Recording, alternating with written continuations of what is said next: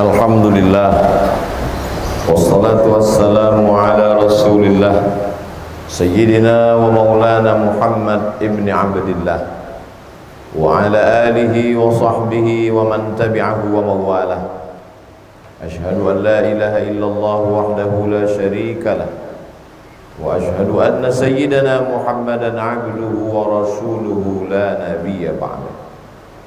Allahumma salli ala sayyidina Muhammadin an-nabiyil ummi wa ala alihi wa sahbihi wa barik wa sallim. Qala Allah ta'ala fil Qur'anil azim wa huwa asdaqul qailin. A'udzu billahi minasy syaithanir rajim. Ya ayyuhalladzina amanu taqullaha haqqa tuqatih wa la tamutunna illa wa antum muslimun. Wa qala ta'ala fi ayatin ukhra. Ya ayyuhalladzina amanu taqullaha wa qulu qawlan sadida yuslih lakum a'malakum wa yaghfir lakum dhunubakum wa man yuti'illaha wa rasulahu faqad faza fawzan 'azima. Ibadallah, usikum wa nafsi bi taqwallahi wa ta'atihi faqad fazal muttaqun. Hadirin jamaah Jumat yang dimuliakan Allah Subhanahu wa taala. Nabi Muhammad sallallahu alaihi wasallam menceritakan tentang umat sebelumnya yang disebut dengan Bani Israel. Umur mereka 80 tahun. Malamnya beribadah kepada Allah, sedangkan siangnya berjihad fisabilillah. La ya'sunallaha tarfata 'ainin, tidak pernah berbuat dosa kepada Allah walaupun sekedip mata. Ketika Nabi bercerita tentang 4 orang dari kalangan Bani Israel 80 tahun tidak pernah berbuat dosa walau sekedip mata, malamnya beribadah, siangnya berjihad.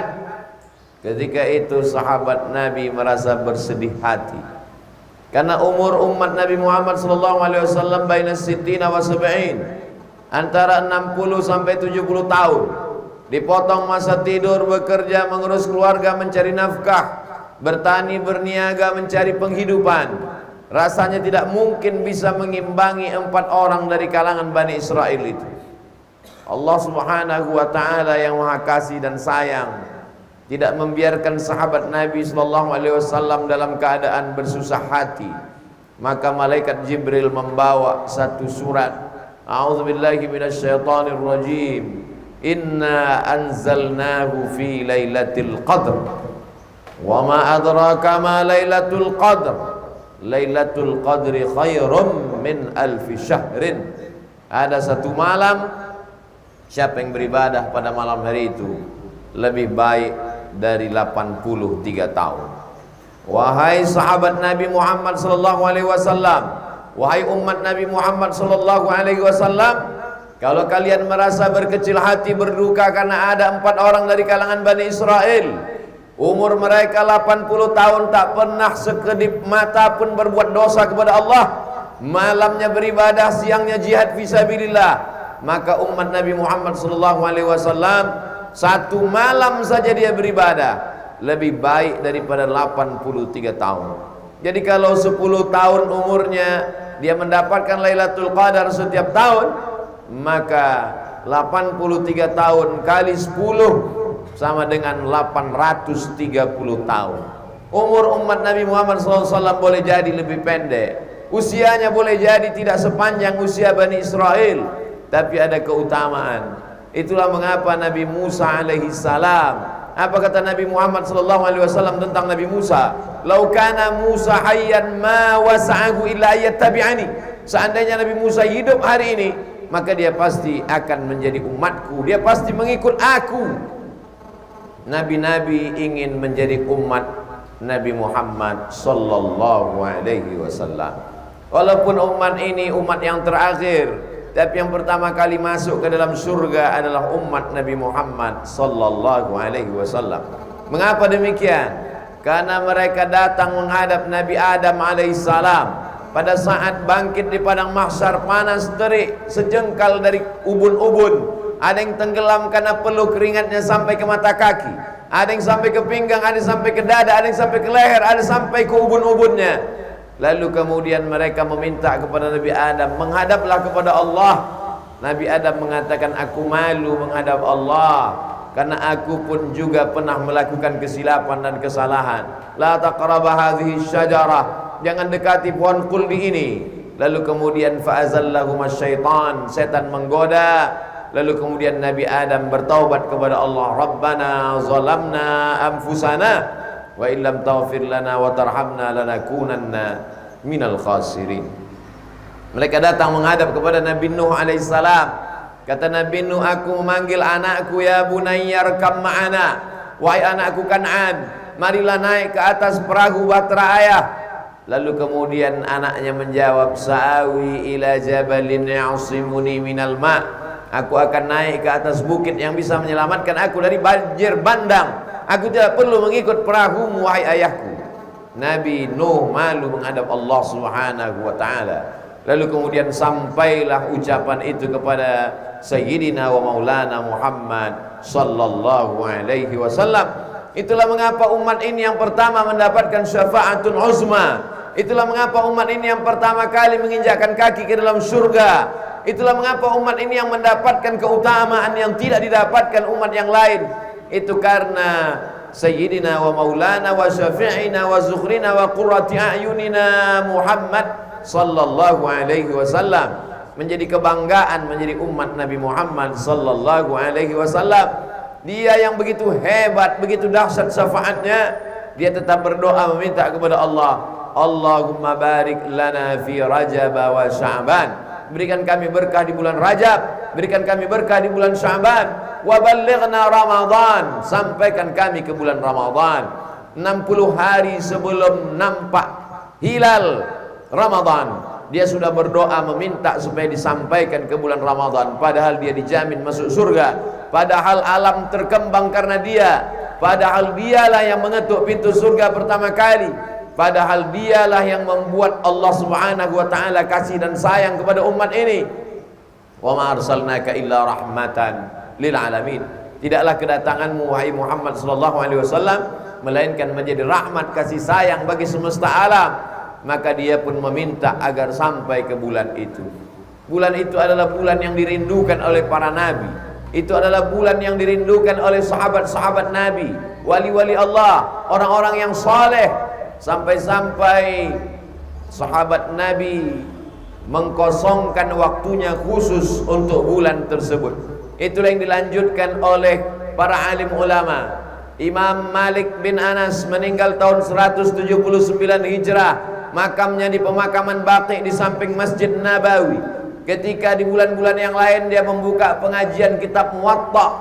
Kitab Muwatta adalah kitab hadis-hadis yang dikumpulkan oleh Imam Malik bin Anas, gurunya Imam Syafi'i rahimahullah radhiyallahu an. Tapi pada bulan Ramadan Imam Malik menutup kitab Muwatta, beliau lebih banyak mengkhatamkan Al-Quran. Karena syahrul Ramadan alladzi unzila fihi al-Quran, karena bulan Ramadan adalah bulan diturunkannya Al-Quran. Lalu kemudian muridnya bernama Imam Muhammad bin Idris Asy-Syafi'i, meninggal tahun 204 Hijrah. Makamnya di Fustat, Kairo, Afrika Utara, Mesir saat ini. Imam Syafi'i diriwayatkan oleh Imam Az-Zahabi dalam kitab biografi para ulama Syiar A'lam An-Nubala, wa kana Muhammad bin Idris Asy-Syafi'i yukhtimul Qur'ana fi Ramadan 60 khatamah. Imam Syafi'i mengkhatamkan Quran di bulan Ramadan 60 khatamah, 60 kali khatam.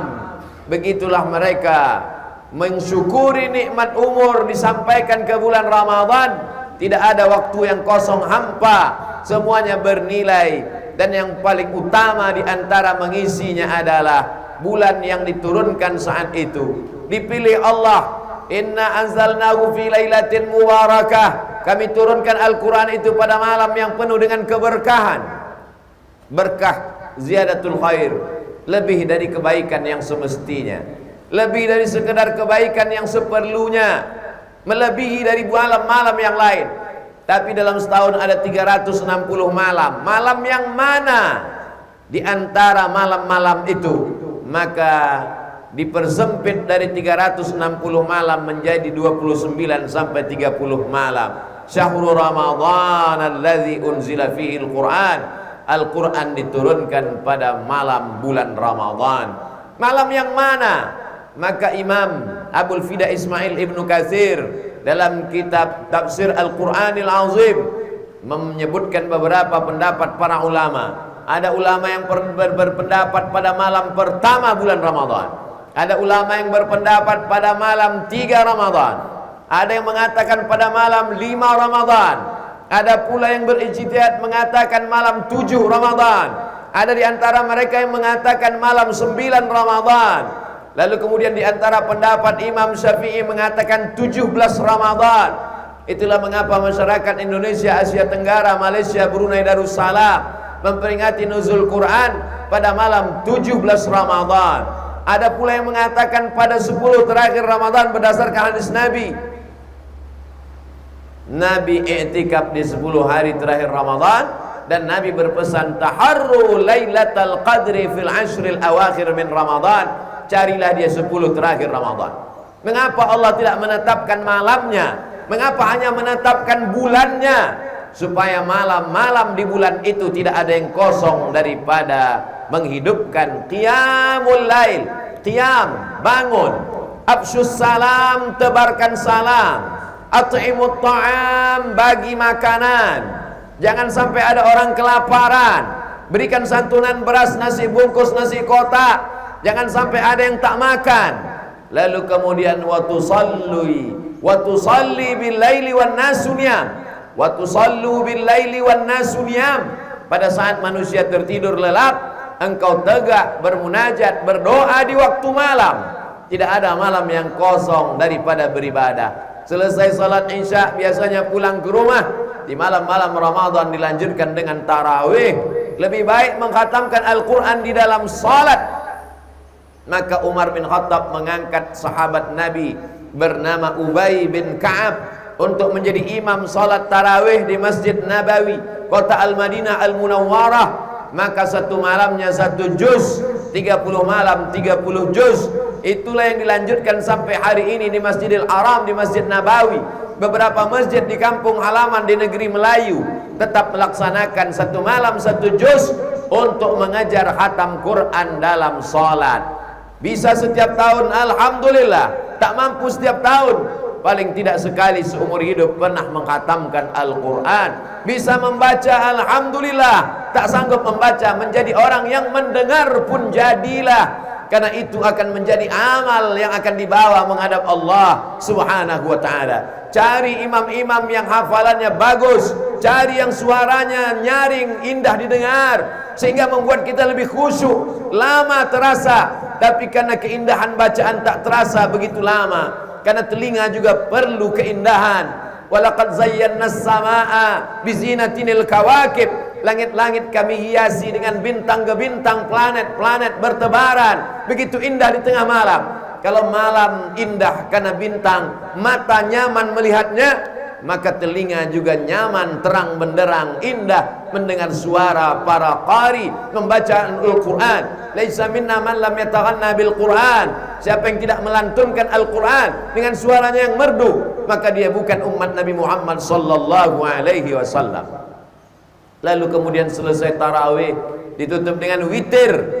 Innallaha watirun, Allah maha ganjil. Yuhibbul witra, Allah suka kepada salat yang rakaatnya ganjil. 1 rakaat, 3 rakaat, 5 rakaat, 7 rakaat, 9 rakaat, 11 rakaat. Witir yang paling banyak pernah dilaksanakan Nabi sallallahu alaihi wasallam. Lalu kemudian setelah itu membaca Al-Quran, bertadarus. Membaca Al-Quran selama ini hanya didengar telinga sendiri.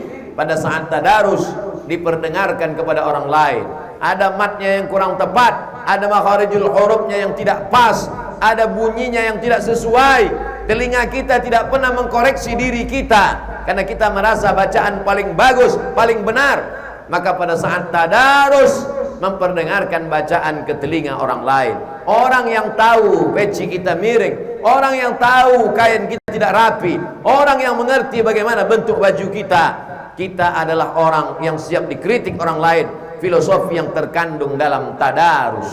Setelah itu pulang ke rumah. Tidak boleh orang hanya memikirkan ibadah lalu tidak tidur di tengah malam. Sahabat Nabi bernama Amr bin As, Abdullah bin Amr bin As, dilaporkan oleh ayahnya Amr bin As kepada Nabi Muhammad SAW. Lalu Nabi memanggil Abdullah bin Amr bin As. Katanya engkau tidak tidur malam, katanya engkau tidak makan, katanya engkau tidak mendekat kepada istrimu.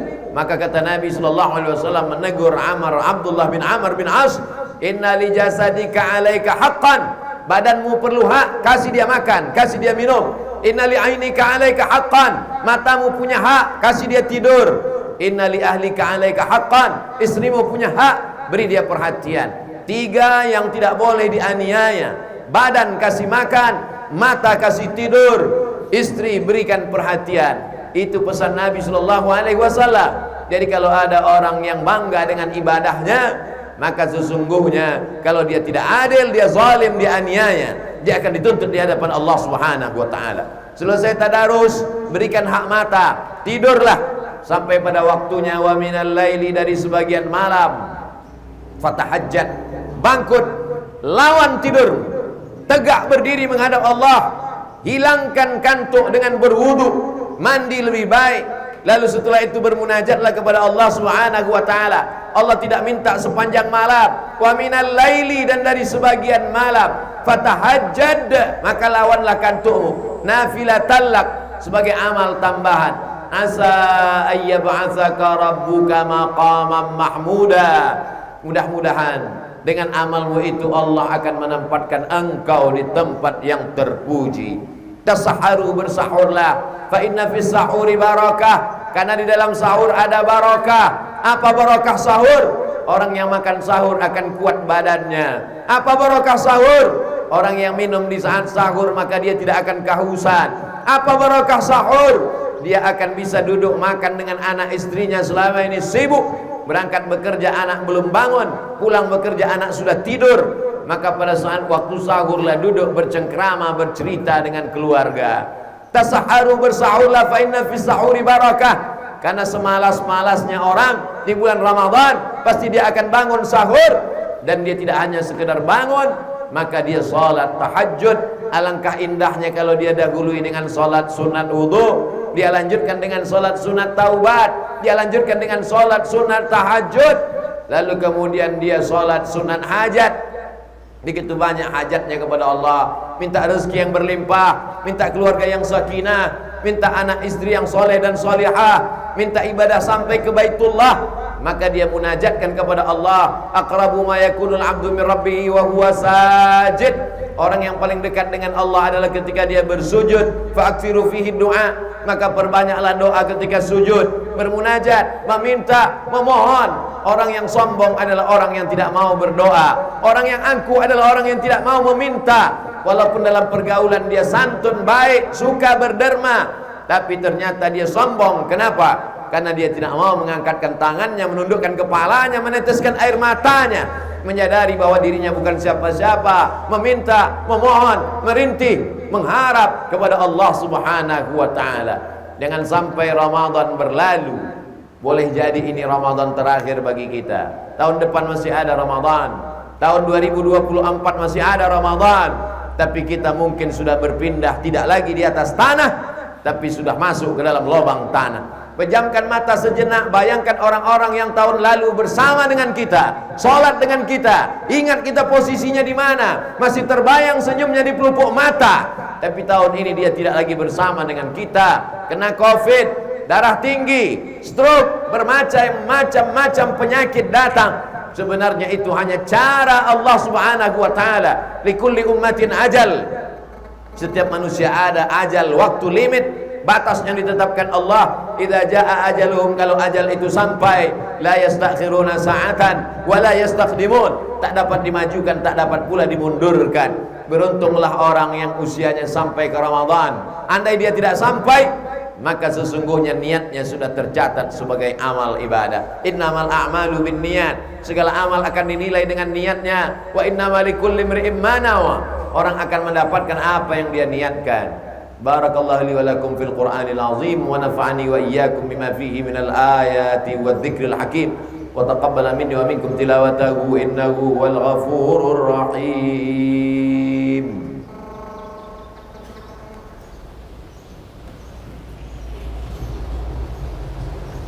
Allahumma salli ala sayyidina Muhammadin wa ala alihi wa sahbihi wa barik wa sallim ajma'in.